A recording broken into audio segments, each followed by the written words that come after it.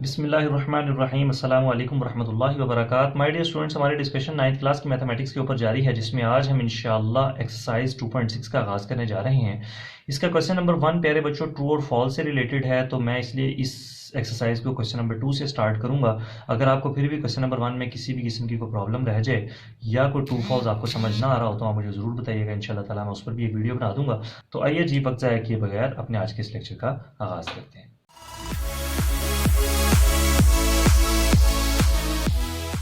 Question number 2 में कह रहा है जी express each complex numbers in standard form A plus B iota. ये चीज़ याद रखनी है आपने, ए प्लस बी आयोटा ये बहुत इंपॉर्टेंट चीज़ है। Where A and B are real numbers. अब रियल नंबर्स क्या होते हैं ये हम इसकी पहले डिस्कशन कर चुके हैं, ये साथ ही मैंने आप लोगों के लिए रफ शीट भी बनाई हुई है जहाँ पर हम इसी लेक्चर से रिलेटेड डिस्कशन करें। अब यहाँ पर लिखा हुआ है कि जितने क्वेश्चंस हैं ना आपके, आपने सारे के सारे क्वेश्चंस को ए प्लस बी आयोटा की फॉर्म में लिखना। मतलब पहले वो पार्ट होना चाहिए आपका रियल पार्ट होना चाहिए, ठीक है, मतलब जिसके साथ आयोटा ना हो, और बाद में इमेजिनरी पार्ट होना चाहिए। इमेजिनरी पार्ट क्या होता है ये हम पहले प्रीवियस लेक्चर्स में डिस्कस कर चुके हैं कि जिसके साथ आपको आयोटा नजर आ रहा है वो आपका इमेजिनरी पार्ट है। ठीक हो गया। अब हमने इन क्वेश्चंस को सॉल्व करने के बाद इस तरीके से अरेंज करना है। Where A and B are real numbers, मिसाल के तौर पर 2 प्लस 3 आयोटा। अब a प्लस बी आयोटा, जिसमें से a किसके इक्वल है चेक करेगा, जरा कंपेयर करते हैं। a plus B iota 2 plus 3 iota, तो a की जगह पर क्या आ गया 2, a की जगह पर आ रहा है 2 जो कि रियल नंबर है, b की जगह पर आ रहा है 3। आयोटा नहीं साथ लिखेंगे, आयोटा का कोफिशिएंट है ना, ये देखें आयोटा के साथ है 3, तो यहाँ पर आयोटा के साथ है b, तो b की जगह पर आ रहा है 3, तो ये देखें where a and b are real numbers. तो इस तरह से हम सिंपली क्वेश्चंस को सॉल्व करेंगे। और दूसरी और सबसे इंपॉर्टेंट बात ये याद रखने वाली है कि हमेशा याद रखिएगा कि रियल पार्ट जो है वो हमेशा रियल के साथ ही सॉल्व होगा और इमेजिनरी पार्ट जो है वो हमेशा इमेजिनरी के साथ सॉल्व होगा। जैसे फॉर एग्जांपल मैं आपको कहूं कि एक बकेट है, उसमें 2 एप्पल्स और 3 बनानास हैं। अब मैं आपसे पूछूं टोटल कितने हो गए, ना तो आप मुझे 5 एप्पल कह सकते हैं ना आप मुझे 5 बनानास कह सकते हैं, ठीक है। तो ये दोनों आपस में ऐड नहीं हो सकते। क्यों नहीं ऐड हो सकते? क्योंकि डिफरेंट नेचर, डिफरेंट चीजें हैं। तो रियल पार्ट और इमेजिनरी पार्ट ये भी दोनों एक डिफरेंट चीजें हैं। तो इस तरह से हमने क्वेश्चन को सॉल्व करना है, बहुत ही आसान क्वेश्चन है। तो आइए स्टार्ट करते हैं। फर्स्ट पार्ट देखिए, 2 plus 3 iota plus 7 minus 2 iota.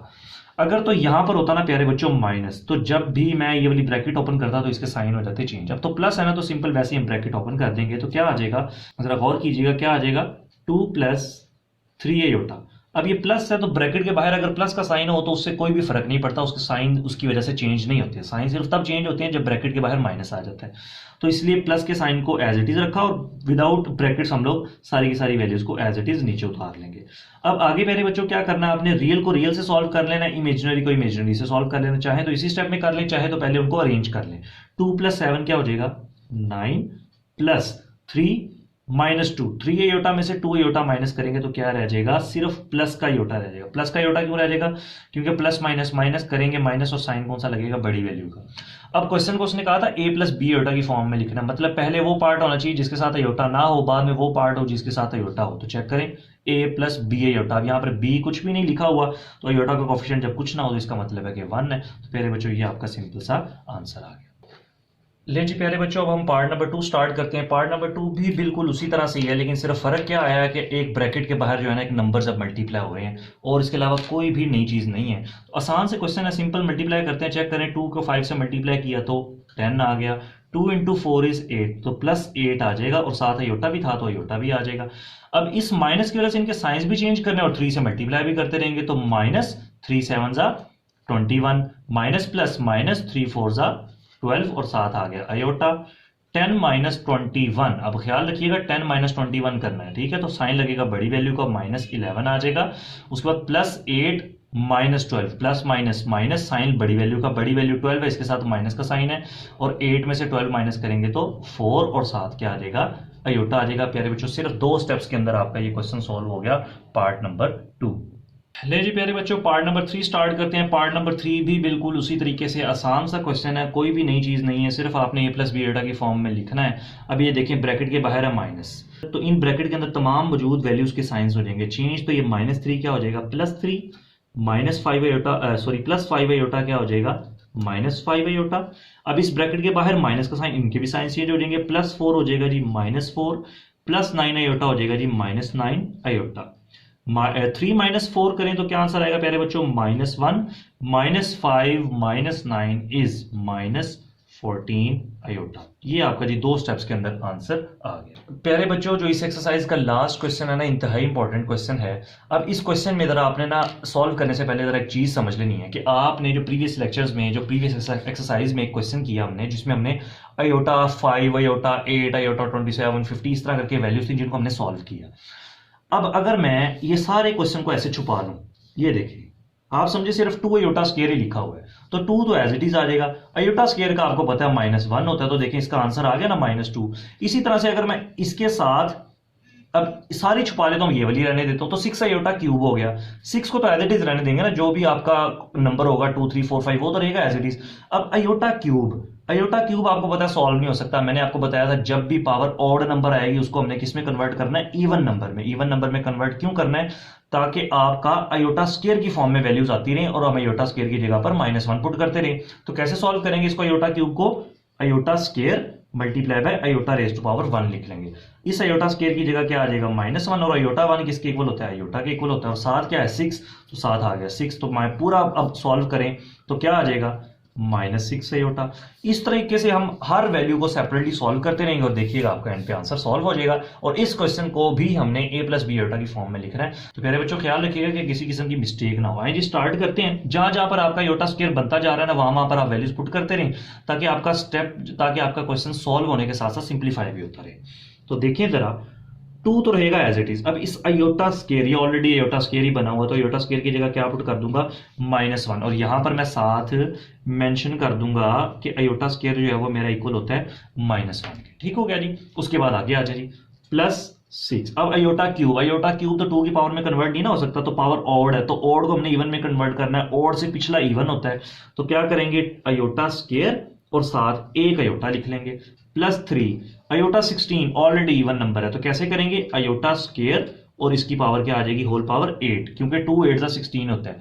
अब मैं आयोटा 8 × 2 भी लिख सकता हूं, लेकिन आयोटा 8 फिर किसी किस्म की कोई वैल्यू मेरे पास मौजूद नहीं है, तो इस वजह से 2 को अंदर लिखा और 8 को बाहर लिखा, तो हमने सिंप्लीफाई भी करना है। ठीक है जी। उसके बाद -6।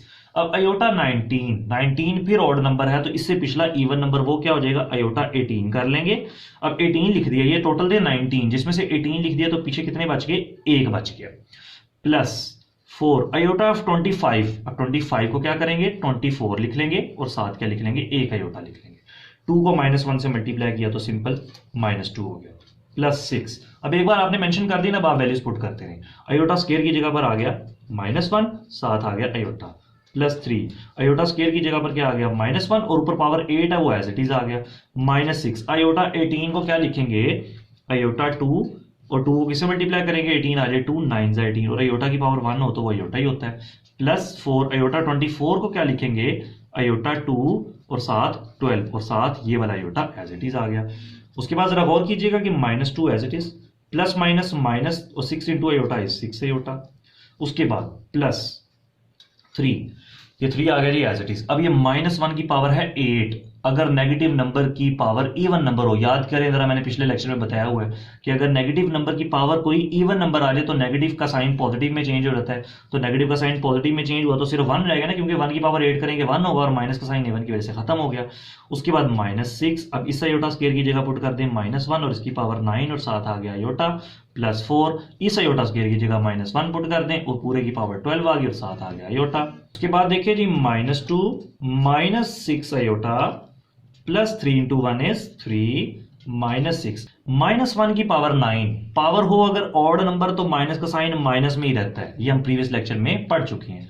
+4 -1 की पावर 12 इज इवन नंबर, तो जब भी नेगेटिव नंबर की पावर इवन नंबर आएगी तो माइनस का साइन हो जाएगा प्यारे बच्चों प्लस में चेंज और साथ आ गया आयोटा। ठीक हो गया। आगे आए जी जरा देखिएगा कि -2 -6 iota +3 minus minus plus 6 × 1 is 6 और साथ आयोटा इज +6 आयोटा। उसके बाद +4 × 1 इज 4 और 4 साथ आयोटा, तो ये 4 आयोटा आ गया। अब बजाय इसके कि आप आयोटा को सॉल्व करें, जरा गौर करें, ये -6 + 6 आयोटा कैंसिल हो गए, तो चेक करें जरा कि क्या बचता है। 3 - 2 करेंगे तो क्या आ जाएगा 1 और साथ क्या आ गया प्लस ये 4 और ये आयोटा, तो a + b आयोटा की फॉर्म में आपका क्वेश्चन कन्वर्ट हो गया। प्यारे बच्चों इंतहाई इंपॉर्टेंट क्वेश्चन, इस क्वेश्चन में सबसे इंपॉर्टेंट क्वेश्चन ये वाला है जो शॉर्ट क्वेश्चन में अक्सर पूछा जाता है, क्योंकि इसमें डिफरेंट चीज़ों से आपका पिछली एक्सरसाइज का कॉन्सेप्ट भी रिवाइज हो रहा है और इस एक्सरसाइज का कॉन्सेप्ट भी रिवाइज हो रहा है। उम्मीद करता हूँ प्यारे बच्चों जो आज के लेक्चर मैंने आपको सिखाने की कोशिश की आपको अच्छे तरीके से समझ आ गया होगा। इंशाल्लाह ताला बहुत जल्द एक नई वीडियो के साथ आप सबकी खिदमत में हाजिर होंगे। तब तक के लिए इजाजत दीजिए। अस्सलामु अलैकुम वरहमतुल्लाहि वबरकातुहू।